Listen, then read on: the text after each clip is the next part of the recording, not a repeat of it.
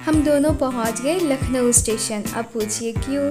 क्योंकि मेरा भाई यहाँ के किंग जॉर्ज हॉस्पिटल से डीएम कर रहा है और इस बार राखी में उसे छुट्टी नहीं मिल पाया, तो ना वो घर पे आ पाया और ना मैं ही घर पे जा पाई। तो मैं सोची कि ये जो पावन अवसर है राखी का, इतना हर साल वो मेरे से राखी बंधाने घर पर आता है और इस बार उसे छुट्टी ना मिल पाने की वजह से वो नहीं आ सकता है। तो मैंने सोचा कि हम दोनों ही जाके वहाँ पे उसको राखी भी बांध लेते हैं और इस तरीके से उससे भेंट भी हो जाएगी। लखनऊ जो है ये भारत के उत्तर प्रदेश राज्य की राजधानी है और ये लखनऊ एक ज़िला भी है, ज़िला के अंतर्गत भी आता है। हम लोग जब स्टेशन पर पहुँचे तो वहाँ पर का जो मेन बिल्डिंग था वो ब्रिटिश शासनकाल के टाइम का था और बहुत ही सुंदर लग रहा था। ऐसा लग रहा था कि हम लोग सच में नवाबों के शहर में पहुँच गए हैं। मैंने सुना था कि लखनऊ की जो संस्कृति है बहुत ही उत्कृष्ट है और यहाँ की संस्कृति में भावनाओं की बहुत ही महत्ता होती है, उसकी गर्माहट होती है और ये हमें देखने को भी मिली। क्योंकि जब हम स्टेशन पर उतरे तो वो टैक्सी वाले जो अंकल थे उन्होंने इतना अच्छा लखनवी अंदाज में हमारा स्वागत किया। उन्होंने हाथ जोड़ के हमसे नमस्ते बोला और उन्होंने आग्रह किया अपने टैक्सी में बैठने के लिए, तो हमें बहुत ही अच्छा लगा।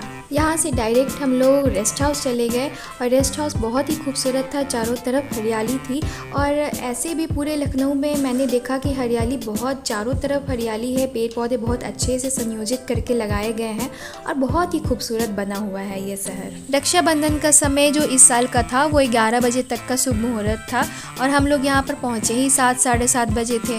तो हम लोग को यहाँ पर फ्रेश हुए, तैयार हुए और तब हम लोग निकल गए। जो मेरा भाई का हॉस्टल था वहाँ पर उसने कहा था कि हम वहीं पर वेट करेंगे, तो हम लोग वहीं पर वेट कर रहे थे उसका कि हॉस्पिटल से वो आएगा, जैसे ही आएगा हम लोग वैसे ही बांध देंगे। तो यहाँ पहुँचते पहुँचते मतलब इसके हॉस्टल पहुँचते पहुँचते ही हमें देर हो गया। लगभग यहाँ पर 12 बज चुका था, 1 बजे तक का ही मतलब टाइम था और अभी तक वो पहुँचा नहीं था। हम लोग बाहर ही वेट कर रहे थे उसका, लेकिन बेचारे को इतना ज़्यादा वर्कलोड है वहाँ पे कि उसे छुट्टी ही नहीं मिलती है। फिर भी वो भागा भागा आया।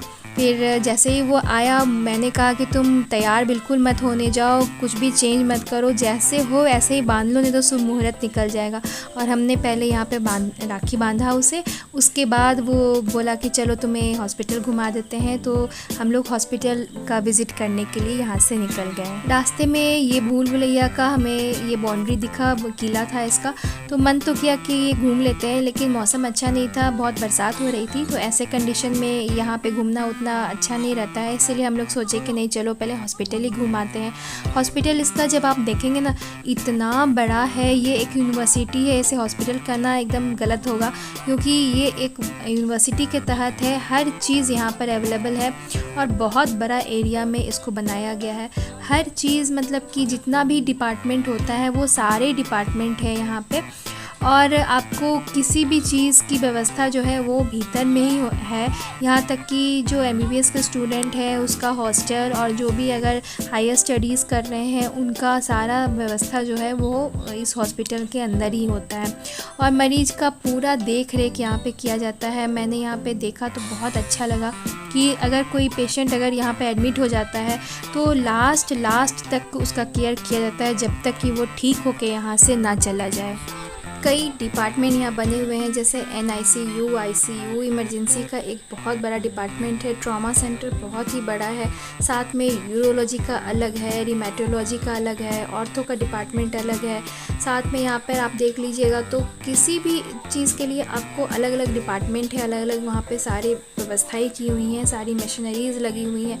किसी भी चीज़ के लिए आपको बाहर नहीं जाना होगा, सारी व्यवस्था इस कैंपस के अंदर ही आपको मिल जाएगी।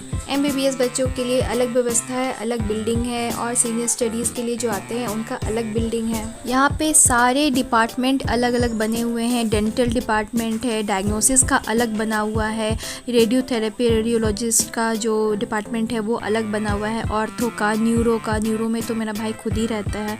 उसके बाद जो साइको का है, मेंटल हेल्थ डिजीज़ जो है उससे रिलेटेड अलग डिपार्टमेंट है। ट्रॉमा, NICU, ICU ये डिपार्टमेंट अलग अलग बहुत बड़ा डिपार्टमेंट्स है ये सब। और ट्रॉमा का तो इतना बड़ा डिपार्टमेंट बना हुआ है, इतना बड़ा एरिया में ट्रॉमा का है कि अगर आप उसमें घुसेंगे तो हर तरह के पेशेंट्स आपको नज़र आ जाएंगे। मतलब जितने भी डिपार्टमेंट है वो सारे का ट्रॉमा का जो पेशेंट होता है वो यहीं पर आके भर्ती होता है। तो ट्रॉमा वाला जो डिपार्टमेंट था वो बहुत ही बड़ा था और उसमें जाने के बाद तो मैं आपको क्या बताऊँ, आप जाइएगा तभी आपको समझ में आएगा कि कितने वेल इक्विप्ड तरीके से वो पूरा व्यवस्थित किया हुआ है। और कोई भी ऐसा इंस्ट्रूमेंट नहीं है जो वहाँ पे नहीं है, कोई भी ऐसा मशीन नहीं है जो यहाँ पर नहीं है, और सारी व्यवस्थाएं यहाँ पे पेशेंट के लिए मौजूद है। भाई ने बताया कि हर डॉक्टर के अंडर में कुछ पेशेंट निर्धारित करके दिए जाते हैं और उस पेशेंट का टोटल केयर जो होता है, यानी कि लैब से लेकर डायग्नोसिस से लेकर ट्रीटमेंट से लेकर जितनी भी केयर की बात होती है उस पेशेंट से संबंधित, वो जो भी पेशेंट डॉक्टर के अंडर में रहते हैं उस डॉक्टर का ये जिम्मेदारी रहता है उस पेशेंट को ठीक करके भेजना। तो ये बहुत अच्छी बात मुझे लगी कि प्रत्येक पेशेंट जो है वो किसी डॉक्टर के निगरानी में रहता है और उसे पता रहता है कि मेरा जो ट्रीटमेंट है वो किस डॉक्टर के अंदर में चल रहा है और वो निश्चिंत होकर यहाँ पर इलाज करा सकता है। यहाँ की एक और बात आज मुझे अच्छी लगी कि यहाँ पर इसके कैंपस के भीतर ही आपको सब कुछ मिल जाएगा, यानी कैटरिंग की व्यवस्था है, बार्बर है, टेलर है, यहाँ तक कि बैंक की सुविधा है। कोई भी बैंक जो आप यूज़ करते हैं वो सारे बैंक का सर्विस इसके अंदर ही, कैंपस के अंदर ही आपको अवेलेबल है। और साथ में एक और अच्छी बात मुझे देखने में क्या लगी ना, कि जो भी बिल्डिंग था ना कैंपस के अंदर, जितनी भी बिल्डिंगें थी वो सारी बिल्डिंग जो थी वो वाइट कलर में पेंटेड थी। बहुत ही अच्छी तरह से वेल मेंटेन बिल्डिंग था और ऐसा लग रहा था कि जैसे एकदम नवाबों वाला तरीके से इसको बनाया गया है। और वैसे भी किंग जॉर्ज के टाइम से ये नक्काशी, मतलब बिल्डिंग का जो स्ट्रक्चर है उसी समय का बना हुआ है, तो ये कारण भी हो सकता है इसका स्ट्रक्चर ऐसा होने का। तो ये बहुत ही खूबसूरत तरीके से ये बना हुआ मुझे लगा कि यहाँ का हॉस्पिटल। यहाँ से निकलने के बाद हम लोग का मूड हुआ कि थोड़ा सा मार्केट की भी सैर कर ली जाए, लेकिन क्या था कि उस दिन राखी होने की वजह से शायद मार्केट में ज़्यादा भीड़ नहीं थी।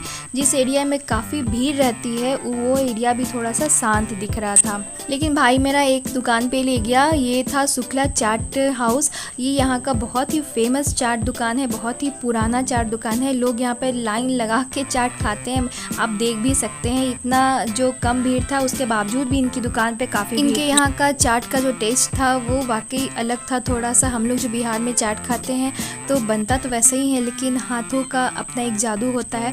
तो यहाँ का जो टेस्ट मैंने किया तो सचमुच थोड़ा सा आउट ऑफ द बॉक्स था, मतलब थोड़ा सा अलग हटके लगा मुझे। तो बहुत अच्छा है, आप अगर यहाँ पे आइए तो इनका चाट ज़रूर आप ट्राई कीजिएगा, बहुत ही अच्छा बनता है। और यहाँ से निकलने के बाद हम लोगों ने प्रोग्राम बनाया मूवी देखने का। बगल में सिनेपोलिस था, बस हम लोगों ने यहाँ पे सैयारा मूवी को एंजॉय किया।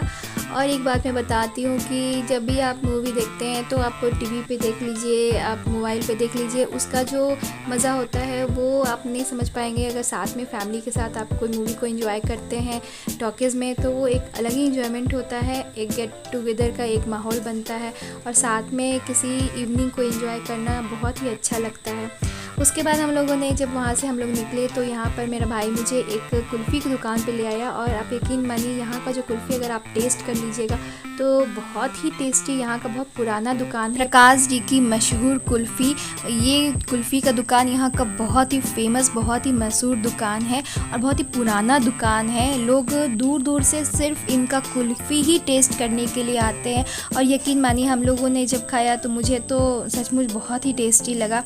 फिर यहाँ एंजॉय करने के बाद कुल्फ़ी हम लोग निकल गए एक जगह और, मेरा भाई ले गया यहाँ का बेहतरीन बहुत ही फेमस चाट है, बास्केट चाट है जो स्पेशली यहाँ पे बनता है। मैंने आज तक बिहार में कहीं बास्केट चाट नहीं, एक जगह मिलता है पटना में, लेकिन वहाँ का बास्केट चाट का टेस्ट मुझे उतना अच्छा नहीं लगा था। लेकिन यहाँ जो बास्केट चाट मैंने एंजॉय किया बहुत ही डिलीशियस, बहुत ही टेस्टी लगा मुझे।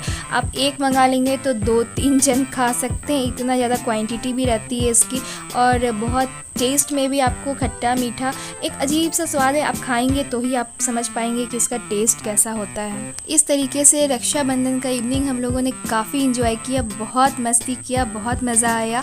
लेकिन इतना घूमने फिरने मस्ती करने के बाद मेरे हस्बैंड तो विश्राम करने चले गए, वो काफ़ी थक गए थे।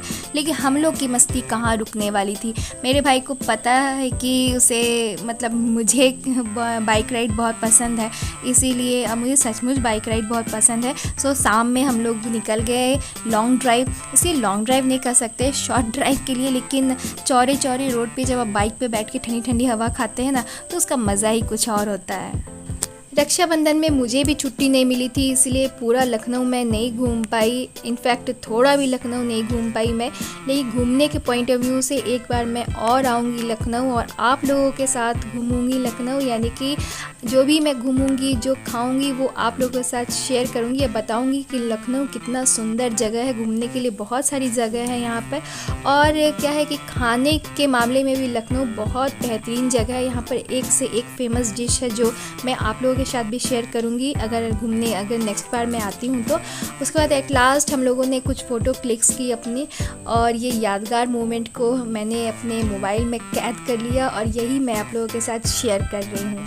मैं जानती हूँ कि ये पोस्ट करने में मैं थोड़ा डिलेड हो गई हूँ, लेकिन कोई नहीं, ये जो ब्लॉग था ये मैंने स्टोर करके अपने ड्राफ्ट में रखा हुआ था, तो मैंने सोचा आप लोगों के साथ भी इसको ज़रूर शेयर करना चाहिए।